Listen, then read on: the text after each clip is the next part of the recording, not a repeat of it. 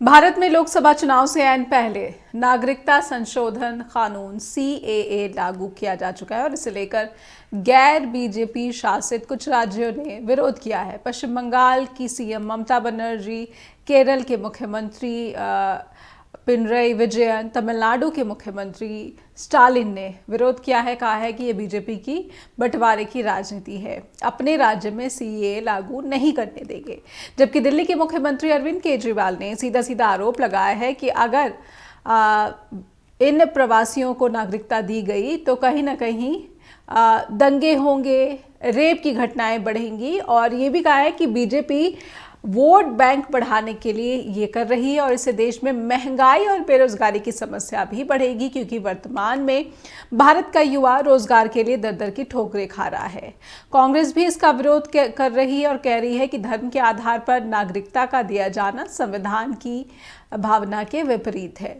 BJP कह रही है कि कांग्रेस वोट बैंक की राजनीति कर रही है। तो क्या सीएए से बीजेपी को लोकसभा चुनाव में बड़ा फायदा होगा? क्या उसका वोट बैंक बढ़ जाएगा? भारत का युवा, महिलाएं या फिर हर वर्ग का मतदाता इसे किस तरह से देख रहा है? नमस्कार, आप देख रहे हैं स्ट्रेट टॉक। सभी दर्शकों का बहुत बहुत स्वागत करती हूं। मेरा नाम है नेहा शुक्ला। आइए कार्यक्रम आगे बढ़ाते हैं।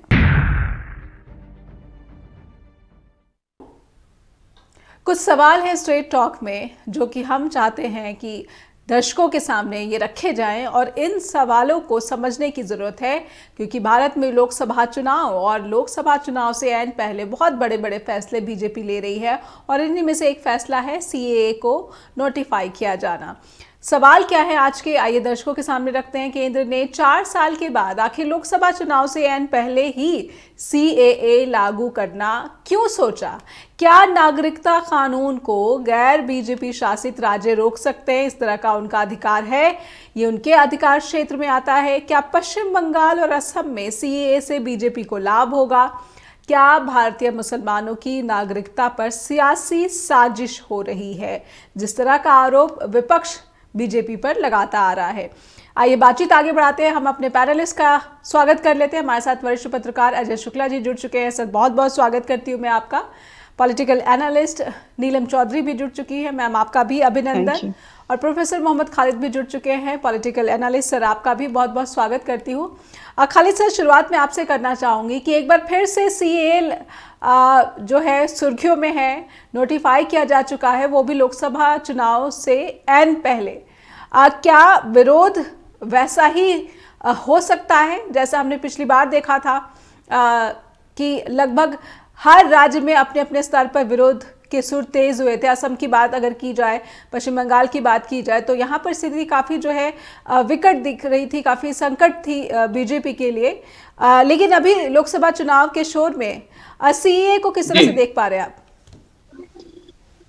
देखिए, पिछली बार जब सीएए का कानून पास हुआ था और उसके अगेंस्ट काफी ज्यादा प्रदर्शन हुए थे पूरे कंट्री में, डिफरेंट जगह पर शाहीन बाग और शाहीन बाग जैसी बहुत सी प्रदर्शन हुए थे। उस समय फिर कोविड आ गया। कोविड के बाद धरना जो था वो उठाना पड़ा। उस तरह की चीज इस समय देखने को नहीं मिल रही है। जब नोटिफिकेशन हुआ है, विरोध प्रदर्शन भी हो रहे हैं और साथ में पॉलिटिकल पार्टीज के रिएक्शन भी आ रहे हैं। और ये विरोध प्रदर्शन ना होना, इन्हें वे आप देखें कि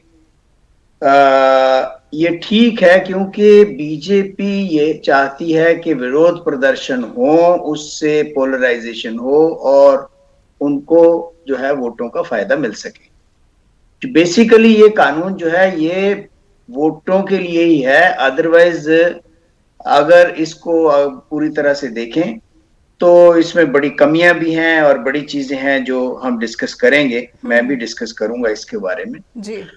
लेकिन विरोध प्रदर्शन ना होना बल्कि ये बीजेपी के लिए एक नमोशी है, क्योंकि जो वो चाहती है वो नहीं हो रहा है। यानी कि विरोध प्रदर्शन दबा करके हो, इलेक्शन जो है वो गर्म हो, इलेक्शन का माहौल, पोलराइजेशन की पॉलिटिक्स वो इस समय नहीं हो रही है। नंबर 1 जी। दूसरी बात आपने जो कही है कि केरला, तमिलनाडु और वेस्ट बंगाल इन इनके सीएम्स ने कहा है कि हम इसको लागू नहीं करेंगे। ऐसा वो नहीं कर सकते क्योंकि उन्होंने एक पोर्टल बना दिया है, ऑनलाइन सारी प्रक्रिया है और स्टेट के पास कोई खास चीज ऐसी है नहीं जिससे वो रोक सकें। वो एक अथॉरिटी क्रिएट कर दी गई है सीएए को इम्प्लीमेंट करने की, यानी कि नागरिकता देने वाली। उसमें वो ऑनलाइन कहीं से भी आप लॉग इन करके अपने डॉक्यूमेंट्स अपलोड कर सकते हैं और ये सारी प्रक्रिया डिफरेंट है। तो ये सब चीजें जो अगर हम देखें तो स्टेट गवर्नमेंट्स के पास कोई इतना ज्यादा उसको रोकने का प्रावधान नहीं है। जी। अधिकार नहीं, अधिकार हो भी लेकिन कोई वो को रोक नहीं सकते क्योंकि सारी प्रक्रिया ऑनलाइन। तीसरी चीज मैं इसमें ये कहूंगा कि ये जो पॉलिटिकल पार्टीज का रिएक्शन आ रहा है या प्रदर्शन का भी सुना है, एक दो जगह हुए हैं, खासतौर पर असम में प्रदर्शन हुए हैं, साउथ में प्रदर्शन हुए हैं।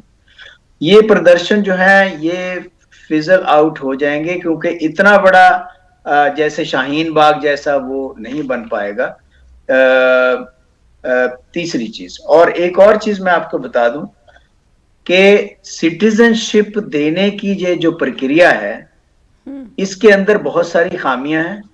इवन वो लोग जो पहले आकर के यहाँ बैठे हुए हैं, फॉर एग्जाम्पल अफगानिस्तान से बहुत से सिख परिवार आकर के बैठे हुए हैं, उनकी कितनी बुरी हालत है दिल्ली के अंदर, वो मेरा ख्याल है हम सब जानते हैं। और उनको ना तो वर्क परमिट है, ना उनके पास कोई लाइसेंस है, ना कुछ है। ये प्रक्रिया कितनी देर लेती है, इसका कोई फायदा होगा उनको बेचारों को, नहीं होगा, ये मुझे नहीं पता। हाँ, बीजेपी इस इलेक्शन में इस मुद्दे को भुनाने की पूरी कोशिश करेगी कि हमने जो कहा था वो किया, और एक तरह से मुस्लिम्स को सेपरेट करके बाकी सब जो रिलीजियस डिस्पेंसेशंस हैं उनको हमने अलाउ किया है। वो पोलराइजेशन की पॉलिटिक्स का ही एक पार्ट है। जैसे पहले बहुत सी चीजें हो रही हैं, चाहे वो ट्रिपल तलाक का मसला हो, चाहे वो और इस तरह के इश्यूज हों, वो है कि पोलराइजेशन करें क्योंकि मेजॉरिटी अपीजमेंट का एक और ये तरीका है बीजेपी का आने वाले इलेक्शन में, जिसका फायदा वो उठाने की कोशिश करेगी। जी। नीलम मैम, आप इसे किस तरह से देख रही हैं? सीए खास करके दिल्ली की तरफ पे आपका ध्यान आकर्षित करना चाहूंगी। कुछ तस्वीरें, नीलम मैम से मेरा सवाल है, कुछ तस्वीरें मैंने देखी आज दिल्ली से, जो सिख है जिनका जिक्र प्रोफेसर मोहम्मद खालिद ने भी किया कि अफगानिस्तान से आए हुए जो सिख हैं वो सीएम केजरीवाल के बयान के बाद नाराज से दिख रहे हैं। उनकी तस्वीरें बार बार चलाई जा रही थी। और तो मैं आपसे समझना चाहूँगी कि क्या विरोध के चक्कर में आम आदमी पार्टी के राष्ट्रीय संयोजक ने कहीं ना कहीं सिख समुदाय की जो भावना है उसको भी आहत तो नहीं कर बैठे हैं? पंजाब में भगवंत मान मुख्यमंत्री, और हम सबको पता है कि अफगानिस्तान में किन हालात में जो है ये सिख वहाँ से लाए गए, भारत वापस लाए गए, और इसके बाद उनकी क्या चुनौतियाँ बनी हुई है। नीलम मैम। जी नेहा, देखिए इसी एक्ट में, अमेंडमेंट एक्ट में, जो हिंदूज हैं स्पेशली अफगानिस्तान, बांग्लादेश और पाकिस्तान, ये जो यहाँ पे जो सताए हुए हैं, प्रोसिक्यूशन जो शब्द का इस्तेमाल पार्टी करती है, लेकिन एक्ट या रूल्स में ये शब्द कहीं पर भी नहीं है और ना ही इससे रिलेटेड कोई डॉक्यूमेंट मांगा गया है। तो ऐसे लोग अगर भारत में आते हैं और सिटीजनशिप के लिए अप्लाई करते हैं तो उसके लिए प्रेफरेंस है, तो ये अमेंडमेंट उनके लिए लाया गया है। तो जब अफगानिस्तान में से जब यूएस मिलिट्री वापस जा रही थी तो उस समय से बहुत सारे सिख परिवारों को बचाने के लिए उन्हें लाया गया था। अब क्योंकि उन्हें यहाँ किसी भी तरह की कोई भी सहूलियत नहीं मिल रही है तो वे वापस भी जाना चाहते हैं, परिवार भी वापस जाना चाहते हैं इन हालात को लेकर। तो एक तरह से देखिए सीए कानून किस लिए लाया गया है। बेसिकली जो सरकार है वो इसके दो पक्ष को सामने रख रही है। एक तो ये कि इससे जो मुस्लिम्स हैं उनको सिटीजनशिप नहीं दी जाएगी। एक तो शायद ये इनका हो सकता है कि वो एंटी मुस्लिम्स हैं, या मुस्लिम्स को वो ये नहीं चाहते कि वो बाय नेचर इस भारत वर्ष की जो भूमि है उससे बिलोंग करते हैं, ऐसा सरकार का सोचना हो सकता है।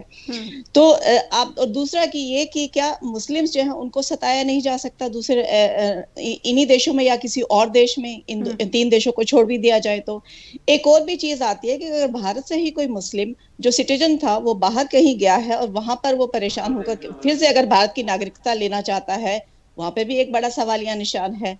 तो सीए जो है, जिस तरीके से ये इसको इम्प्लीमेंट करने की कोशिश की गई है, उसमें आप देखिए, अगर आप जैसे अफगानिस्तान से ही आते हैं या किसी और देश से आते हैं, तो सिर्फ आपको 9 डॉक्यूमेंट्स दिखाने हैं, और उसमें अगर सरकार ने भी आपको कुछ लिख के दे दिया कि आप यहाँ रह रहे थे, तो उससे भी आपको सहूलियत मिल सकती है कि आप यहाँ की सिटीजनशिप ले सकते हैं।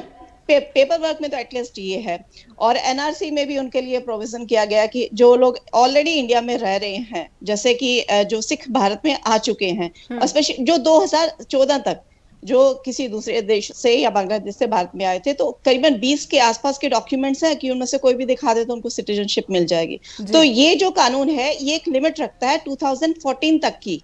जी, ये हमें ध्यान रखना चाहिए कि नागरिकता संशोधन कानून, और इसे लेकर आखिर क्यों इतना विरोध, और इस विरोध के बीच में लोकसभा चुनाव में बीजेपी किस फायदे को साधने की कोशिश कर रही है। खालिद सर, मैं आपसे समझना चाहूंगी कि पश्चिम बंगाल में बीजेपी लगातार आक्रामक रही है, और मुझे लगता है कि अजय शुक्ला सर जुड़ चुके हैं, तो मैं उनसे सवाल ले लेती हूँ। अजय सर, मैं आपसे समझना चाहती हूँ कि सीए को लेकर बीजेपी आखिर किस फायदे को साधने की कोशिश करती हुई नजर आती है। असम और पश्चिम बंगाल किस तरह से देख रहे हैं आप? देखिए, सीए में पश्चिम बंगाल में कोई बहुत बड़ा फायदा होने वाला नहीं है। और रही बात असम में सीए से वो कोई निकाल सकते नहीं है। जो लोग हैं उसमें सिर्फ जो है सीए के लिए वही लोग होंगे जो मांग रहे हैं आवेदन। तो आप मांगने वाले कितने, तो उनमें आपने तो पहले ही कर दिया है। तो ऐसी कोई सिचुएशन है नहीं, और इससे मुझे नहीं लगता है कि कोई बड़ा फायदा होने वाला है, ना तो पॉलिटिकल फायदा होने वाला है और ना ही कोई चीज। जो कहा खालिद साहब ने, मैं उस बात से पूरी तरह से सहमत हूं कि भारतीय जनता पार्टी चाहती थी कि इसे हम एक मुद्दा बना दें, और वो मुद्दा तब बनता है जब मुस्लिम समुदाय उस ढंग से रिएक्ट करता। उसने जितने नीरस ढंग से इसको पेश किया है कि उसके ऊपर फर्क ही नहीं पड़ता है। उससे भारतीय जनता पार्टी का नैरेटिव बनाने का या नरेंद्र मोदी का नैरेटिव बनाने का जो प्रयास था, साजिश थी, वो सफल नहीं। और देखिए, इससे जो इसमें शर्त है कि 2014 के पहले जिन्होंने आवेदन किया है तक, वो आवेदन करने वालों की यदि आप संख्या देखेंगे तो 38,000 के आसपास है। तो ऐसी स्थिति में उसका कोई इतना बड़ा वोट बैंक भी नहीं आप बना ले रहे हैं।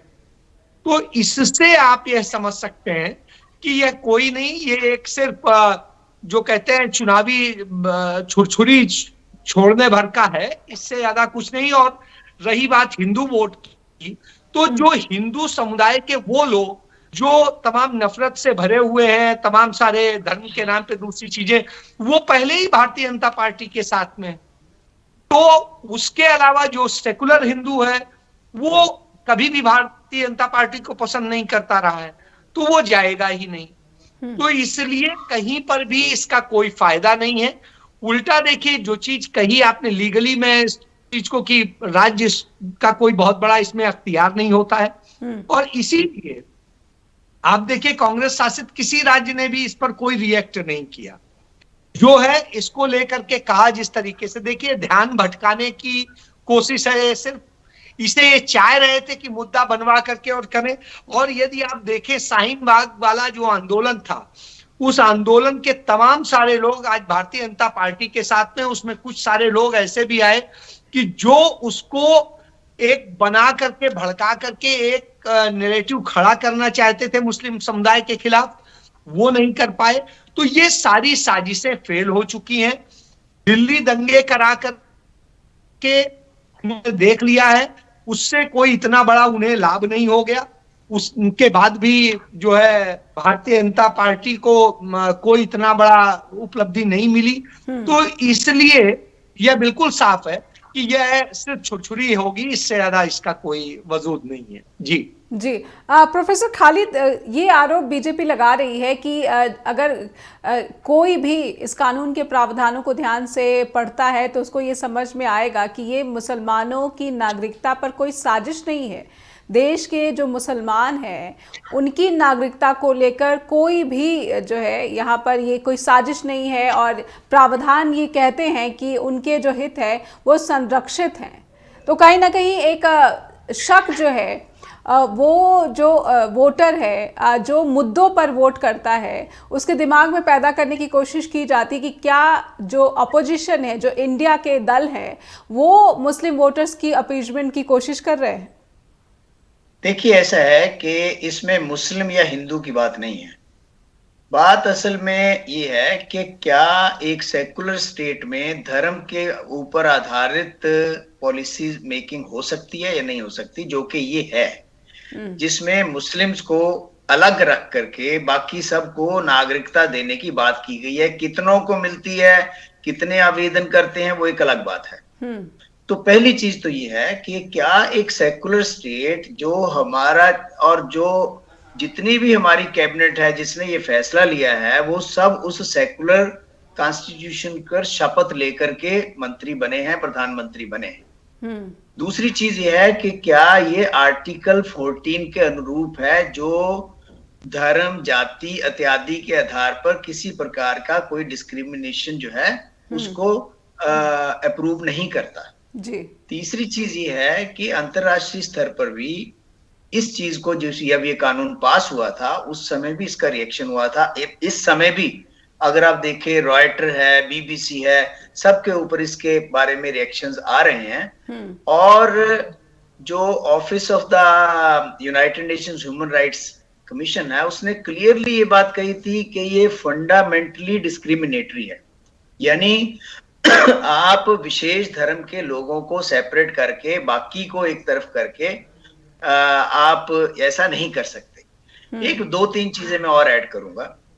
अगर ये कानून वाकई इस तरह से है कि बाकी सबको अलाउ करेगा, मुस्लिम्स को अलाउ नहीं करेगा, पाकिस्तान के अंदर जो रिलीजियस माइनॉरिटीज हैं जिनके ऊपर परसिक्यूशन हो रही है, चाहे वो अहमदियाज हैं या शिया हैं, उनको भी अलाउ करेगा या वो भी तो रिलीजियसली परसिक्यूटेड हैं। जी।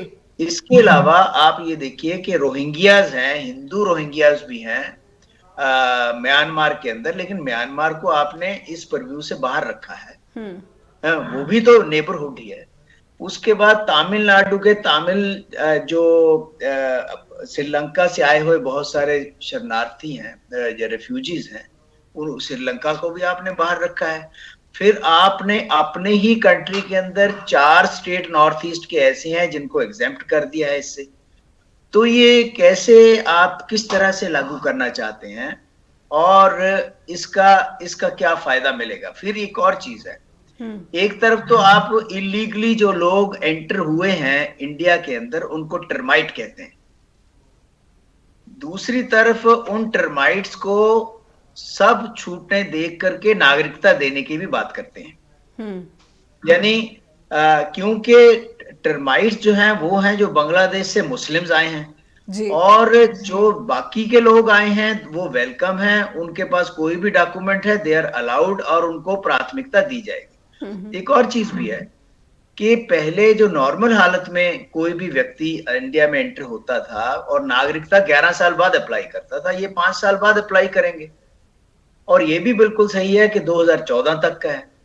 और फिर एक और चीज बड़ी इंपॉर्टेंट है, चाहे वो 10,000 आदमी आ रहा है, चाहे 50,000 आ रहा है, चाहे 3 लाख आ रहा है, जिस कंट्री में पहले से 80 करोड़ लोगों को आप अनाज दे करके उनका गुजारा करवा रहे हैं, वहां पर आप और ऐड करना चाहते हैं जो एंटर हो रहा है हमारे देश में, जिसको आप नागरिकता की बात करते हैं, उनकी क्वालिटी क्या है। फॉर एग्जाम्पल कई कंट्रीज ऐसे हैं वो कहते हैं भी इतना इन्वेस्टमेंट कर दो, हम आपको नागरिकता दे देंगे। यहाँ पर क्या बहुत बड़े इंजीनियर्स आ रहे हैं, डॉक्टर्स आ रहे हैं, क्वालिटी ऑफ पॉपुलेशन क्या है? इसका मतलब है केवल धर्म ही एक आधार है, जो कि एक सेकुलर स्टेट में नहीं होना चाहिए। और ये संविधान की मर्यादा के विपरीत है, उल्ट है कि आप धर्म के आधार पर डिस्क्रिमिनेशन करें या धर्म के आधार पर पॉलिसी मेकिंग करें। ऐसे मैं समझना चाहूंगी कि क्या अगेन जो इंडिया गठबंधन के दल हैं वो बीजेपी की पॉलिटिकल पिच पर ही बैटिंग करते हुए नजर आ रहे हैं, एक एक करके सभी मुख्यमंत्री, गैर बीजेपी शासित राज्यों के मुख्यमंत्री और इंक्लूडिंग कांग्रेस, वो इतना सख्त विरोध कर रही है, आक्रामक रुख दिखला रही है। ममता बनर्जी तो सीधे सीधे कहती है कि हम लागू नहीं होने देंगे। तो कहीं ना कहीं बीजेपी यही तो चाहती है और उसी ट्रैप में विपक्षी दल फंसते हुए दिख रहे हैं। अरविंद केजरीवाल का बयान कि दिल्ली में दंगे हो जाएंगे, रेप हो जाएगा, और उसके बाद उनके बयान की कितनी बार जो है उस पर सवाल खड़े किए गए। नीलम मैम। नेहा, देखिए, जो सीए जो लागू किया गया है, ये सीधे सीधे हमारी संविधान की आत्मा के विपरीत है, क्योंकि एक सेक्युलर कंट्री है, हमारे प्रियम्बल में भी सेक्युलर शब्द लिखा हुआ है। तो किसी भी तरह का कोई बदलाव जो है हमारी बेसिक स्ट्रक्चर में बदलाव होगा, तो वो तो ये कर नहीं सकते। तो इंडिया अभी अगर चाहें भी तो भी हिंदू राष्ट्र इस संविधान के साथ नहीं बना पाएंगे। हिंदू राष्ट्र में आप सीए जैसे कानून लागू कर सकते हैं, इसीलिए इसको कोर्ट में भी चैलेंज किया गया। 200 से ज्यादा पीआईएल अभी लंबित है, अभी सुप्रीम कोर्ट ने इस पर कोई डिसीजन नहीं दिया है। पहली बात तो ये, क्योंकि जो सीए जिस फॉर्म में इस वक्त है, जिसमें कि एक पर्टिकुलर रिलीजन के आधार पर लोगों को अलग किया गया है, वो संविधान के खिलाफ है। पहला तो ये। दूसरा, आप इसका पॉलिटिकल अगर ग्राउंड भी देखें तो बड़ी क्लेवरली बीजेपी ने इससे आसाम, मिजोरम, मेघालय, त्रिपुरा और वो जो सिंगल लाइन परमिट जिन एरियाज में होता है, उनको इससे दूर रखा है। क्योंकि सीए की जब हम बात करते हैं तब आसाम बहुत सामने आ जाता है, क्योंकि वहां पर जो मसला है वो हिंदू या मुस्लिम्स का नहीं है। वहां पे मसला जो है वो बांग्लादेश से आए हुए रिफ्यूजीज का है, जो सिटीजनशिप लेना चाहते हैं। हाँ, क्योंकि 1985 का जो समझौता हुआ था उसमें 1971 तक की लिमिट रखी गई थी, उसमें रिलीजन कोई आधार नहीं था। अब जो ये सीए है, इसमें उस लिमिट को बढ़ा के 2014 कर दिया गया, दिसंबर 2014 कर दिया गया है। तो एक तो ये इसमें बदलाव किया। दूसरा, आसाम को इससे दूर रखा गया, क्योंकि आसाम में 2 बार एनआरसी करवा के देख चुके हैं, एक बार 2019 में, एक बार 2020 में, जब एक बार 40 लाख और दूसरी बार 19 लाख से ज्यादा जो वहां के असमीज थे वो बाहर हो रहे थे, उसमें हिंदूज की जो संख्या थी ज्यादा थी। और तब भाजपा ने कहा था कि हम एक नया एनआरसी, एक नया रजिस्टर लेकर आएंगे। तो आसाम को, ये भी एक पॉलिटिक्स है कि आसाम को सीए में लागू वहां पे नहीं किया गया है। दूसरा, अब देखिए, जब भी बंगाल का जिक्र आता है तब वहां पे सीए बढ़ चढ़कर, इवन जो हमारे होम मिनिस्टर अमित शाह, वो भी बंगाल की बात बहुत बढ़ चढ़कर करते हैं। उसका इशू भी ये है कि बंगाल में भी दो, एक तो मठुआ जाति के लोग जो है और एक राजवंशी लोग जो है, राजवंशी अपने आप को वहां का नेचुरल रेजिडेंट मानते हैं। तो और वो जो मठुआ है, क्योंकि वो बाहर से आए हैं, बांग्लादेश से आए हैं, तो उन्हें इससे फायदा हो रहा है। सीए लागू होने से उनको वहां पे सिटीजनशिप मिल जाती है, तो वहां पे एक तरह की इंटरनल फाइट हो जाती है। तो जो राजनीति है वो अलग अलग राज्यों में उसका इस्तेमाल किस तरीके से किया जाए उस पर चलती है। अब एक चीज और है कि पहले जब सीए की बात हुई थी 2019-20 कोविड से पहले, उस वक्त साथ में एनआरसी की भी बात चल रही थी, नेशनल रजिस्टर की बात चल रही थी। इस वक्त एनआरसी का मुद्दा अभी थोड़ा सा पृष्ठभूमि में है, बैकग्राउंड में है, वो सामने नहीं है। जबकि अगर हम देखें तो इसके पीछे, सीए के पीछे एनआरसी ही है। और जो सबसे ज्यादा जरूरी काम था कि सेंसस करवाया जाता, वो तो सरकार उससे पल्ला झाड़ लिया। तो जहां तक सीए है, अगर इसका नोटिफिकेशन नहीं होता तो ये बिल वैसे भी लैप्स हो जाता, क्योंकि इलेक्शन पेंडिंग है। एक तो ये रीजन था। दूसरा, क्योंकि उन्होंने ऑलरेडी इसको अनाउंस किया हुआ था कि वो उसको लागू करेंगे, तो लागू करना उनकी एक अचीवमेंट की तरह भी दिखाएंगे। अब इसका पॉलिटिकल गेन देखिए, जब 2019 में, आई थिंक 2019 या 20 में जब असम के इलेक्शंस हुए थे, असेंबली इलेक्शंस, तब वहां के मैनिफेस्टो में इसे लागू नहीं किया था। जब बंगाल में असेंबली इलेक्शंस हुए, वहां पे मैनिफेस्टो में सीए को लागू कहा गया था। तो ये जो पॉलिटिकल जो बेनिफिट है, ये सीए को कहाँ इस्तेमाल करना, कहाँ नहीं करना, वो भाजपा जो है वो उस तरीके पर, फार्मूले पर चलती है।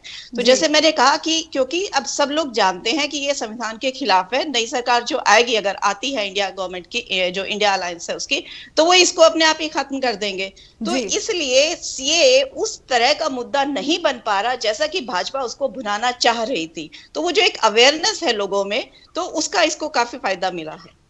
जी, अजय सर, मैं आपसे समझना चाहूँगी कि कहीं ना कहीं बीजेपी की ये कोशिश है कि हिंदी पट्टी में वो तमाम मसले जो हैं उसका प्रभाव बढ़ाया जाए, जिन पर जो है एक वोटों का ध्रुवीकरण आसान होता है, या फिर ऐसा लगता है कि ज़्यादा फायदा पहुंच पाएगा। क्या बीजेपी इस पट्टी में, हिंदी पट्टी में जहां उसका गढ़ है, वहां पर जो नारा दे रही है 400 पार, ये इरादा है, या फिर कहीं ना कहीं डर है कि शायद आंकड़ा नहीं छू पाएंगे, बहुमत के आंकड़े से काफी पीछे न रह जाए? देखिए, मैं नेहा बार बार कहता रहा हूं, 400 प्लस की बात तो दूर की है, 200 प्लस कहां हो रहे हैं मुझे ये बता दीजिए, या 200 का आंकड़ा कैसे पा रहे हैं मुझे ये बता दीजिए। एक मैं उदाहरण देता हूं, उस पे आए। 2014 का जो घोषणा पत्र था, इनका संकल्प पत्र कहते थे, तब आप पता नहीं क्या कहेंगे, उसमें सबसे पहले नंबर पर जो था महंगाई थी, दूसरे नंबर पे था रोजगार और उद्यमिता, तीसरे नंबर पे था भ्रष्टाचार, चौथे नंबर पे था काला धन, पांचवें नंबर पे था निर्माण और नीतियों में अप्रसन्नता, और उसके बाद में कमजोर वितरण, उसके बाद था विश्वसनीयता का संकट, उसके बाद थे कार्य योजना की मजबूती और टीम इंडिया, केंद्र राज्य संबंध है, और इसके बाद में विकेंद्रीकरण, जन सहभागिता। मैं ये आपको मोटे मोटे जो है बड़े बता दिए, ये शुरुआत से लेके आपको मैंने 15 गिना दिए। इन 15 में कहीं पर था क्या सीए एनआरसी करेंगे, कहीं पर ये था कि इस तरीके से जाएंगे, वो सब पीछे आकर के हिडन एजेंडे होते हैं, वो बाद में आते हैं कि 370, फिर बाद में आते हैं, वो तो सदैव से चल रहे हैं, आज से नहीं चल रहे हैं। आप मई 1942 का याद कीजिए, गोवालकर जो है आरएसएस के मुखिया होते थे, पुणे में अधिवेशन था उस जो प्रशिक्षण शिविर का, और उसमें वो कहते हैं कि मुस्लिम समुदाय को यही नहीं करना है, जड़ से खत्म कर देना।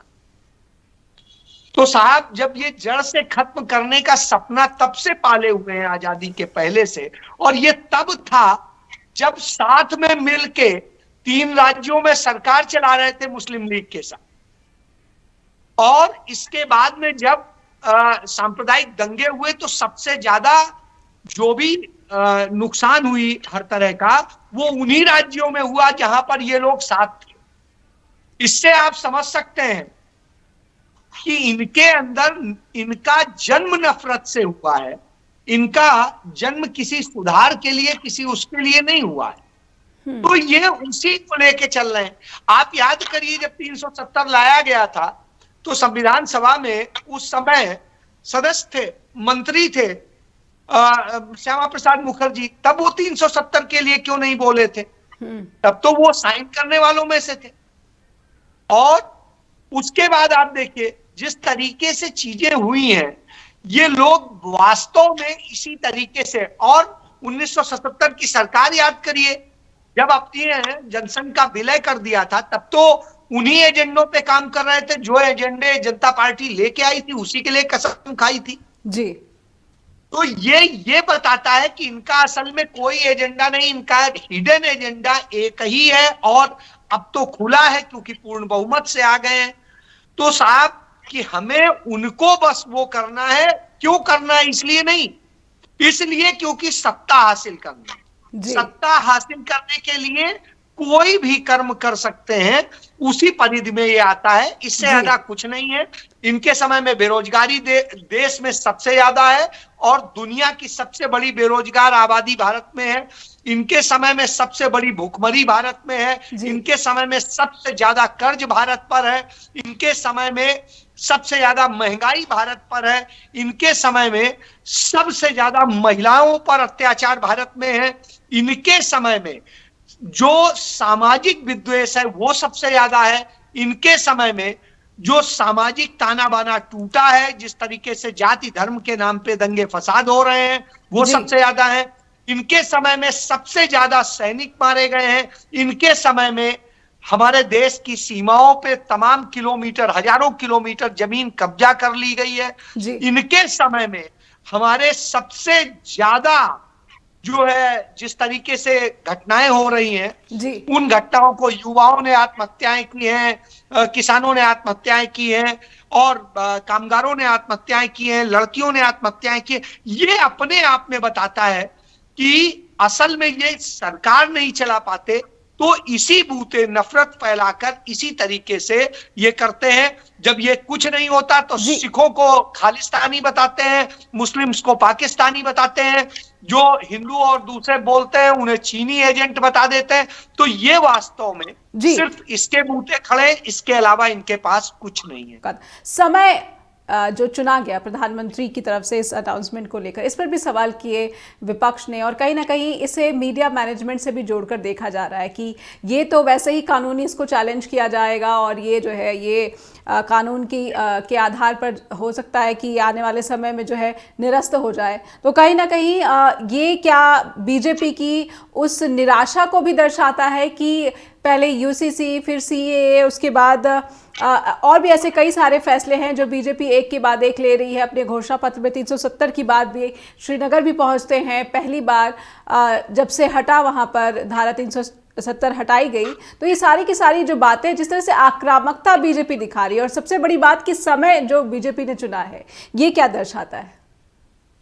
देखिए, ऐसा है कि बीजेपी जब से ऑन इट्स ओन यानी कि मेजॉरिटी के साथ सत्ता में आई है 2014 के बाद, आप देख लो बहुत सी पॉलिसीज ऐसी बनाई हैं जिससे माइनॉरिटीज को, स्पेशली मुस्लिम्स को परेशान किया जाए ताकि उनका जो वोट बैंक है, मेजॉरिटेरियन जो एक पॉलिसी है, उसको वो लागू कर सके। और वो जो एक मेजॉरिटेरियन मोरालिटी है उसको दूसरे ऊपर थोपना चाहते हैं अपने तरीके से, ये सोच करके कि जो हम कह रहे हैं वही सही है क्योंकि हमारे पास मेजॉरिटी है। तो ये चीज जो है ये हम सब देख रहे हैं। बहुत सी ऐसे कानून बने हैं, बहुत सी ऐसी पॉलिसीज बनी हैं जिससे उनको, यानी कि उनकी मेजॉरिटेरियन पॉलिटिक्स को फायदा होता है। और ये जो, चाहे वो यूनिफॉर्म सिविल कोड की बात ले लीजिए, चाहे ये जो है सीएए की बात ले लीजिए, यह सब उसी की एक कड़ी है। और दूसरी बात यह है कि अभी लीगल स्क्रूटनी तो होनी है, लीगल स्क्रूटनी तो यूसीसी की भी होनी है, लीगल स्क्रूटनी तो इसकी भी होनी है। लेकिन जो ये कहा जा रहा है कि एक तो अखंड भारत की जो बात करते हैं ये लोग, इनको इस बात का पता होना चाहिए कि अखंड भारत जो है अफगानिस्तान से लेकर बर्मा तक, अगर आप उसके डेमोग्राफिक्स देखें तो वो एक मुस्लिम अखंड भारत होगा, क्योंकि बांग्लादेश की सारी पॉपुलेशन मुस्लिम, पाकिस्तान की सारी पॉपुलेशन मुस्लिम, अफगानिस्तान की सारी जो है वो इंडिया का पार्ट बने। दूसरी बात यह है कि हिंदू राष्ट्र की बात या इस संविधान को बदलने की बात, संविधान के 3 हिस्से हैं। एक हिस्सा बड़ी आसानी से बदला जा सकता है सिंपल मेजॉरिटी के साथ। दूसरा हिस्सा जो है वो 2/3 majority of both the houses होता है। तीसरा हिस्सा जो है उसमें 2/3 majority of the both the houses और 50% स्टेट जो है उनकी लेजिस्लेचर जब मंजूरी देती है तभी बदला जा सकता है। उनको सबसे ज्यादा परेशानी 2-4 शब्दों से है। एक तो सेकुलर शब्द से बड़ी परेशानी है, एक समाजवाद शब्द से बड़ी परेशानी है। सोशलिस्ट सेकुलर वो कहते हैं ये तो बाद में आए, 42nd अमेंडमेंट द्वारा लाए गए, ओरिजिनल संविधान की प्रस्तावना तक तो हिस्सा नहीं था ये जी। तो लेकिन इन चीजों को भी बदलना जो है वो बहुत मुश्किल है। और ऊपर से जो बेसिक स्ट्रक्चर है जो हमारी सुप्रीम कोर्ट ने डिफाइन कर रखा है कि ये संविधान का बेसिक स्ट्रक्चर है, सेकुलरिज्म उसका पार्ट है। बार बार डिफरेंट जजमेंट्स में सुप्रीम कोर्ट ये बात कह चुकी है, उस कैरेक्टर को चेंज करना बड़ा मुश्किल है। अब एक और चीज आती है कि क्या सीएए द्वारा या दूसरी प्रक्रियाओं द्वारा, एनआरसी द्वारा, एनआरसी का तो आपको पता ही है असम में क्या हशर हुआ है, बाहर निकाल देंगे। मैं आपको बताता हूं कि रोहिंग्याज ये कहते हैं कि इलीगली एंटर हुए हैं। आज तक सिर्फ 1 दर्जन या 2 दर्जन रोहिंग्या जो हैं वो बाहर भेज सके हैं, बाकी सब यहीं रह रहे हैं। उनको डिफरेंट इलाकों में, इसी तरह से जो लोग यहाँ पर 50 साल से रह रहे हैं, 40 साल से रह रहे हैं, उनका कोई और घर नहीं है, उनको आप कैसे बाहर निकालेंगे, कैसे आइडेंटिफाई करेंगे, ये अपने आप में बहुत चैलेंजिंग जो है वो काम होगा। असम में एक एक्सपेरिमेंट उन्होंने करके देख लिया है। तो इन चीजों को अगर हम देखें तो काम इतना आसान नहीं है। बेशक वो वोटें लेने के लिए इस चीज का क्योंकि मीडिया मैनेजमेंट करते हैं, और जो हशर हमारे इलेक्ट्रॉनिक मीडिया का है, जिस तरह से वो प्लायबल हो चुका है, तो उस द्वारा प्रोपेगेंडा करेंगे जी। उसके ऊपर बहुत सारे प्रोग्राम बनाएंगे, जिस तरह के एंकर जो हैं, जिस तरह के क्वेश्चन वो करते हैं, जिस तरह के प्रोग्राम वो लिखते हैं, तो वो इलेक्शन में फायदा लेने की कोशिश करेंगे, इससे ज्यादा कुछ नहीं। और इस इलेक्शन में क्योंकि सूचना जो है बहुत से माध्यमों से लोगों तक पहुंच रही है, एक सूचना मणिपुर को लेकर, नीलम मैम मेरा सवाल ये बहुत ही संक्षेप में समझना चाहूँगी क्योंकि समय समाप्ति का इशारा कर रहा है। मणिपुर में जो हिंसा हो रही है, लगातार बीजेपी और बीजेपी की सरकार का ये दावा कि बाहर से जो आ गए जनजातियाँ वो वहाँ पर हिंसा कर रहे हैं। तो एक स्टेट भारत का जहां पर हिंसा के लिए बीजेपी कसूरवार ठहराती है कि बाहर से आए जो जनजातियां हैं वो प्रदेश को हिंसा पे झोंक रहे हैं, और फिर इसी आधार पर जो है सीएए के जरिए उनको नागरिकता देने की बात भी हो रही है। क्या ये विरोधाभास है और बीजेपी इसको कैसे फिर अपनी स्थिति स्पष्ट कर पाएगी मणिपुर में, अगर मैं देखूँ तो? हालांकि आपने कहा कि पूर्वोत्तर को छोड़ दिया गया है सीएए से। जी देखिए नेहा, सीए में जो मेन इशू है कि उसमें मुस्लिम्स को राइट नहीं दिया गया, उनको अलग रखा गया है। जबकि अगर हम मणिपुर का देखें, उसमें इशू जो है वहां पे दो जनजातियों के बीच का आपसी टकराव है, जिसको कि सेंट्रल गवर्नमेंट अभी तक रिजॉल्व करने में कामयाब नहीं हुई है। 6-7 महीने हो चुके हैं। और उसको जो अगर हम बॉर्डर से भी देखें तो बॉर्डर पे एक तो वहां पे कंटीली तारे लगाना बिल्कुल भी फिजिबल नहीं है। जगह जो है ऊंची नीची, कहीं पर पहाड़ है, कहीं पर नदियां हैं, वो प्रैक्टिकली पॉसिबल नहीं है, जैसा कि केंद्र सरकार ने कहा है। दूसरा, वो वहां पर जो है बॉर्डर इतने डेफिनेट भी नहीं है, लोगों के परिवार जो इधर उधर आपस में जुड़े हैं और वो आते जाते भी रहे हैं। लेकिन ये जो हिंसा का जो दौर चला था उसमें उसकी जो वजह थी वो दूसरी थी। वो वजह जो है रिजर्वेशन के बेस्ड पे थी। एक कम्युनिटी को जो है आप SC/ST का दर्जा दे और उनको रिजर्वेशन का फायदा दे, तो वो वजह बाहरी लोगों से या सीमा पार से आए लोगों की नहीं थी।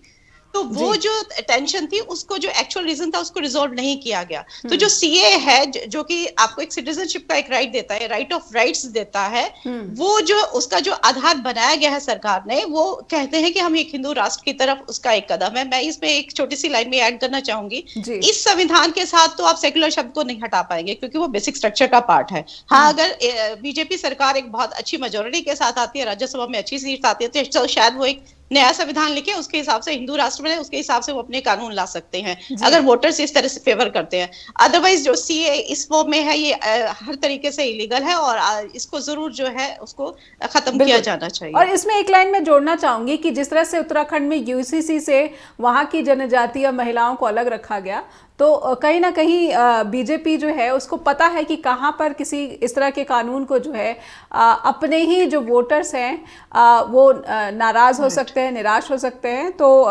इसीलिए इस तरह के जो है संशोधन किए जाते हैं। बहुत बहुत धन्यवाद करना चाहूँगी क्योंकि समय समाप्त हो गया है।